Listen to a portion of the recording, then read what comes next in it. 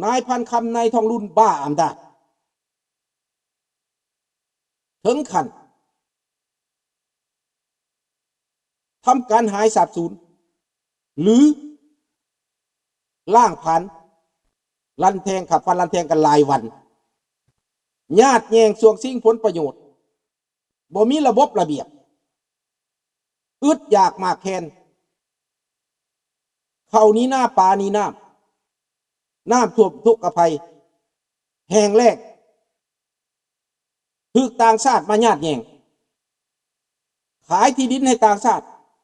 ขายปลาไม้ให้ต่างชาติขายไฟฟ้าให้ต่างชาติขายแล้วมันได้สมคิดบ่เขามาครอบงำกิจการธุรกิจต่างๆของเราเสียเอกราชเสียอธิปไตยแต่พวกมันบ่สนมันมีอำนาจเสียอย่างนายวิภวันพันคำที่สุดแล้วเป็นคนบดีไปมีเมียน้อยไปมีลูกกับเมียน้อยเมียน้อยตายเข้าวัดไปทำบุญหาเมียน้อยบ่ได้เว้าดอกหักแต่ฮู้พี่น้องดังนั้นมันเสื่อมโทรมถึงขั้นนี้แล้วประเทศลาวนายกลาวแบบนี้อันนี้ว่าคนดีของพวกเจ้าที่พวกเจ้าจะปกป้องที่พวกเจ้าจะเอาอกเอาใจที่พวกเจ้าจะเสียดายถามในพวกที่พักไฟในพวกลัทธิคอมมิวนิสต์คนที่พวกเจ้าว่าดีนะนายทองลุ้นก็ฟาดลูกไฟตัวเองนายพันคำก็ไปมีลูกกับเมียน้อยแล้วก็คายหายสาบสูญสืบพวกเขาบ่ออกเห็นหมู่ว่าหลายท่วงหลายก็เหตุตั้งที่แต่งตั้งคณะกรรมการสอบสวนว่าสั่นเห็นบ่เหตุแต่งตั้งกรรมการสอบสวนคดีพิเศษว่าสั่นเหตุตั้งที่เหตุหนังสือแต่งตั้งมาข้าพเจ้าเห็นแล้วหัวจนเขียวสีแห้งพี่น้องมันตลกบ่ตลกเจ้าหน้าที่ตำรวจก็เป็นโจรกันหมดข้าราชการก็พากันเข้าข้างพวกโจรหากินเนี่ยบ่ชอบทำบ้านเมืองบ่มีระเบียบตำรวจเป็นเอเย่นขายยาเสพติดกินยาเสพติดซะเองตำรวจลาวมันเป็นแบบนี้มันปล่อยให้มีสิ่งเหล่านี้ได้แนวใดแต่ว่าพวกมันบ่สนใจมันขอเงินอเมริกาไปปราบปรามยาเสพติดได้20 ปีแล้วเงินอเมริกาให้ปีหนึ่งหลายล้านเงินปราบปรามยาเสพติดแต่บ่เคยเกิดมาเกิดผลบ่เคยสำเร็จเพราะว่าพวกมันเอง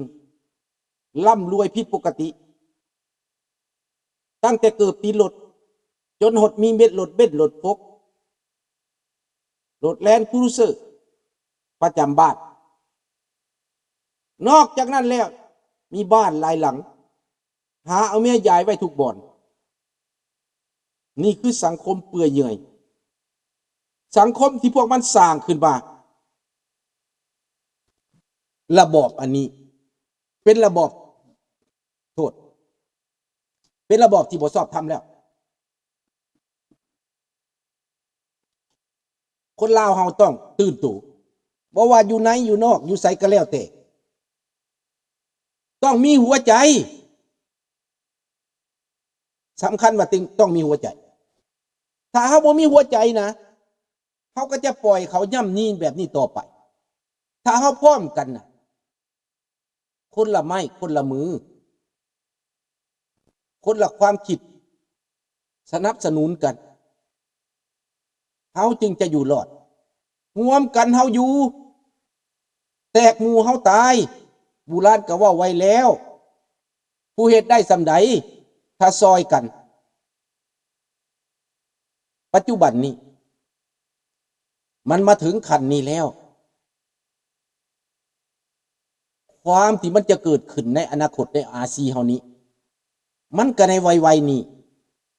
แล้วพวกเฮาสิพลาดโอกาสได้จังไดลูกหลานการลงทุนการค้าขายเฮาก็ต้องได้เตรียมการต้องมีทุนมีฮอนหลังจากสงครามยูเครนไปแล้วสภาพการมันดีขึ้นการลงทุนก็จะหลั่งไหลเข้ามาประเทศลาวประเทศไทย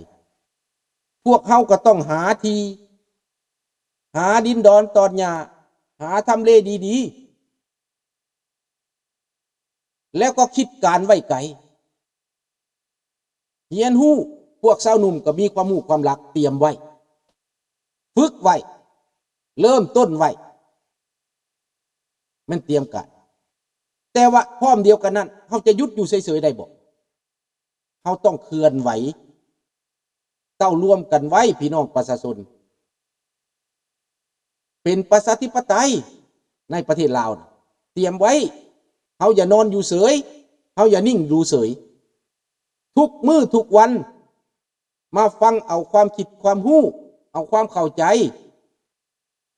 ไปขยายต่อเริ่มต้นจากตัวเขาเองไปถึงหมู่ไปถึงพวกไปถึงพี่ป้านาอาไปถึงพนักงานทหารตำรวจให้เข้าใจว่าประชาธิปไตยจังพอกินอ้ายเอื้อยน้องลูกหลานมีแต่ประชาธิปไตยเท่านั้นที่เขาจะอยู่เย็นเป็นสุขมันมีแบบอย่างกันเลยดิหลายๆประเทศในโลกนี่เขาเป็นประชาธิปไตยเขาอยู่เย็นเป็นสุขเขาพอกินพออยากเขามีความสุขเขามีสวัสดิการเขามีอนาคตเขาไม่ได้เอาหลัดเอาเปรียบคือข้าพเจ้าเว้าได้แล้วคนลาวมาอยู่ดีข้าเจ้ามาแต่เมืองลาวใหม่ๆข้าเจ้าปากันกันมาพี่น้องข้าเจ้าว่าโอ้ยคันข่อยฮู้แบบนี้ข่อยมาแต่ดนลุงเอ้ยว่าซั่นข่อยบ่ฮู้ข่อยหากะมาฮู้นี่ดีใจที่ได้มาทำมาหากินอยู่นี่ดีใจที่มีโอกาสขนาดว่าเป็นเจ้าของธุรกิจอยู่เมืองลาวก็ว่าตัวเองรวยแต่มาอยู่นี่เห็นท่าแท้แล้วเห็นความจริงแล้วข้าเจ้าจังเข้าใจได้กระเสริญผู้อยู่ประเทศลาวคันลุงสุนทราเว้าสำนี้ก็เข้ามาด่าแล้วหลังคนน่ะขี้ว่าเฮาโง่จังซั่นจังซี่โอ้ยเพิ่นฉลาดหลายเพิ่นน่ะเพิ่นฉลาดหลายพวกฉลาดหลายฉลาดให้เขาจกตับจกไตฉลาดให้เขาเอาลูกเอาหลานไปทรมานฉลาดให้เขาเอาลูกเอาหลานตัวไปขายไปบำเรออันนั้นบ่ความฉลาดเขามาตั้งเขตพิเศษสำหรับบำเรอลูกหลานเจ้าให้ลูกหลานเจ้าไปเป็นโสเภณีให้ลูกหลานเจ้าไปขายตัวให้ลูกหลานเจ้าไปเป็นทาสเขาอันนี้บ่ความฉลาดมันฉลาดแบบใดอันนี้นะพี่น้องถูกต้องน้องจันทวีมีแต่ประชาธิปไตยเท่านั้นแม่นแล้วภาคว่าให้โอกาสกลุ่มน้อยครับครับไม่เป็นไรเราจะให้โอกาสเราจะอธิบายไปเรื่อยๆสมนึกบุญชาติบอกว่าประชาธิปไตยจะเบ่งบานครับลุงสุนครับในอีกไม่นาน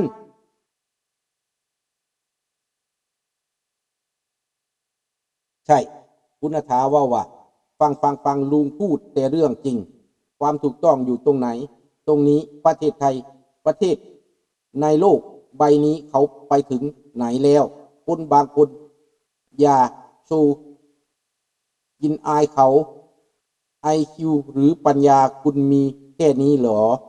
อย่ามากอย่ามากวนช่องลุงว่าสันบอกไม่เป็นไรฮะเขากวนก็ไม่เป็นไรหลานไม่เป็นไรเขาจะรู้เองเขาจะเข้าใจเองเพราะว่าโลกมันเปลี่ยนไปความจริงคือความจริงนั่นแหละคือน้องบุญทวีเว้าอ่ะความจริงมันคือความจริงสัจจังวิอมตะวาจาพี่น้อง มันมาแล้วตาสว่างขึ้นแล้วคนเห็นบ่คนยุโรปแห่งตามืดกว่าเฮาแหละขนาดอยู่ประเทศฝรั่งเศสนะยังเชื่อว่ารัสเซียเก่งได้เดี๋ยวนี้พวกที่เชื่อว่ารัสเซียเก่งนะปากปู้ไปแล้วเดี๋ยวนี้แล้วรัสเซียมันบ่ได้มีระเบียบอีหยังมันบ่ได้สนใจอีหยังมันเฮ็ดตามมันคือกันกับนักเลงคือกันกับประเทศบ่มีระเบียบประเทศบ่มีการปกครองประเทศบ่มีเรื่องการทูตใดๆทั้งสิ้นรัฐบาลกลายเป็นโจรแล้วกลายเป็นมาเฟียแล้วจนเขาออกปากว่ารัสเซียปกครองแบบมาเฟียปูตินแล้วตกต่ำบ่ล่ะบัดตกต่ำเลยเด้ในชื่อเสียงของรัฐบาลรัสเซียนั้นกลายเป็นตกต่ำพี่น้อง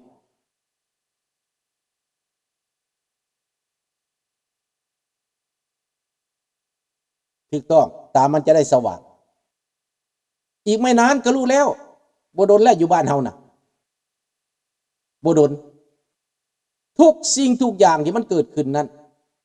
ให้ตัวอย่างนะมันเกิดขึ้นที่ว่ามีคนคนเดียวไปทำลายเด็กน้อยผู้ใหญ่นายครูอาจารย์หรือว่าผู้ที่เบิ่งเด็กเล็กเด็กน้อยนั้นเสียชีวิตไปฮอด38 คนอันนี้มันมาจากไสพี่น้องมันมาจากความบ่เข้าใจมันมาจากความเลินเล่อมันมาจากระบบที่ปล่อยปละละเลยให้มันเป็นแบบนั้นที่จริงแล้วมันบ่ควรเกิดเป็นบ่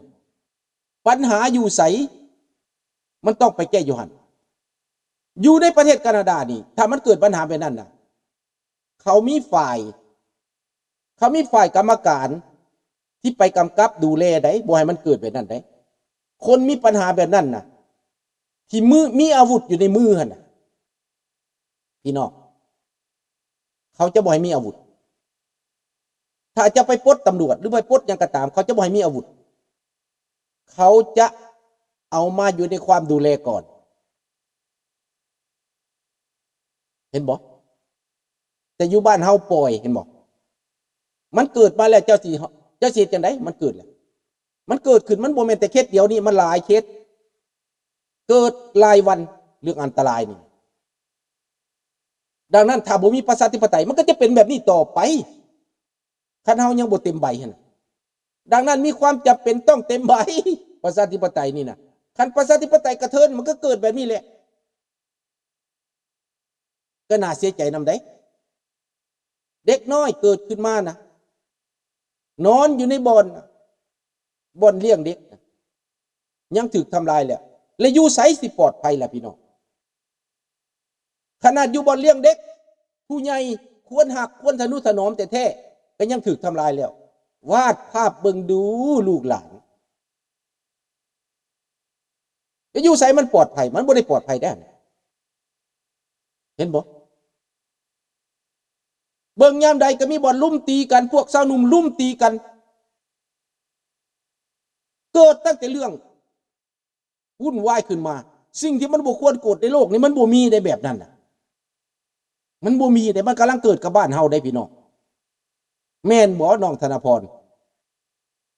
โอละหนอันนี้มันกำลังเกิดในบ้านเฮาได้เด็กน้อยควรจะมีคุณสมบัติได้รับการศึกษาอบรมบ่มนิสัยควรจะเป็นคนดี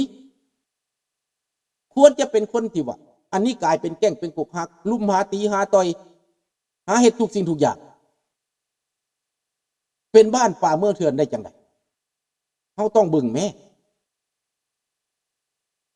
ความรับผิดชอบให้ไผรับผิดชอบมันสังคมทั้งหมดได้รับผิดชอบได้บ่แม่นแต่รัฐบาลได้นักการบ้านนักการเมืองสังคมพลเมืองนักวิชาการทุกสิ่งทุกอย่างแม่นความรับผิดชอบของสังคมทั้งหมดพี่น้องแต่เป็นหยังมันเกิดขึ้นแบบนี้ได้เฮาได้รับบทเรียนแล้วบ่ข้าพเจ้าว่าบทเรียนตัวนี้ควรจะเป็นบทเรียนใหญ่อยู่บ้านเพิ่นจะไปเว้าหยังลุงสุนทราบ่แม่นในเมื่อมัน